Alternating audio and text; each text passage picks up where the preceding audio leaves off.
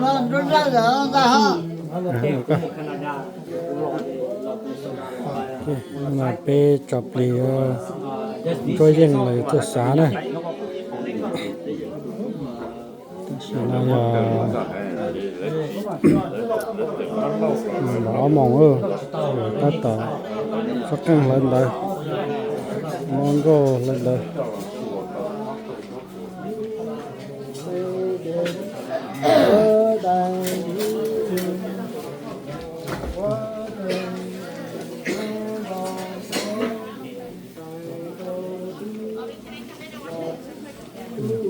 nhẹ từ nó này rất đi vòng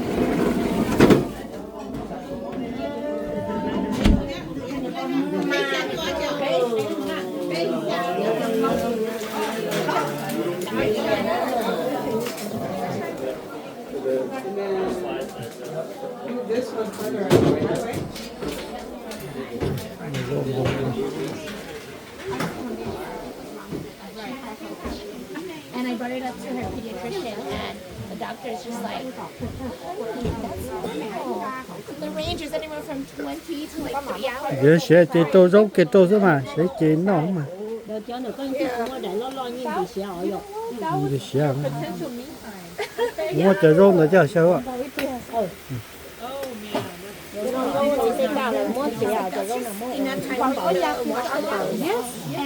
muốn tha kia chứ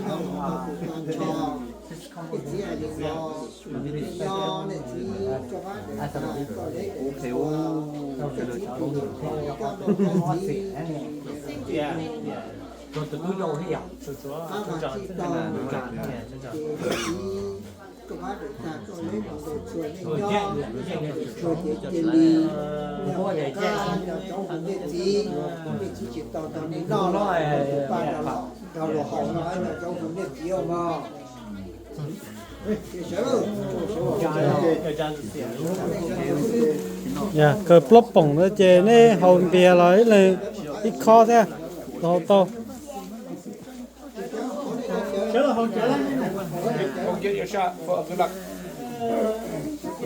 yeah the cans for you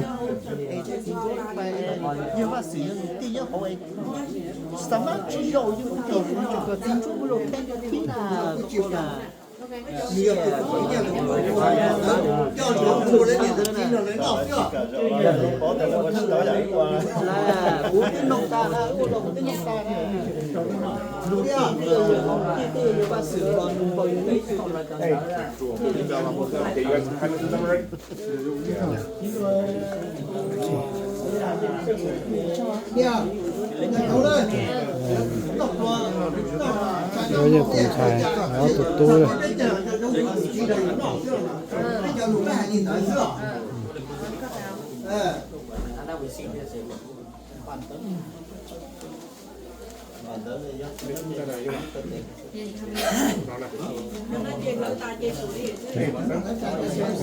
cái đó cho cái bóng đấy cái cho một cái hậu cho một save those is for you guys.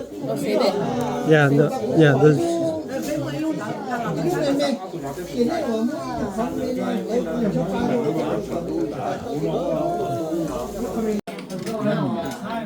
Okay, nó sure. Nó sure. Cái dân theo là giờ cái xã mình đang playing. nó chùa nó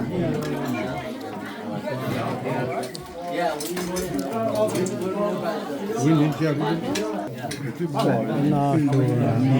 chẳng đi lắm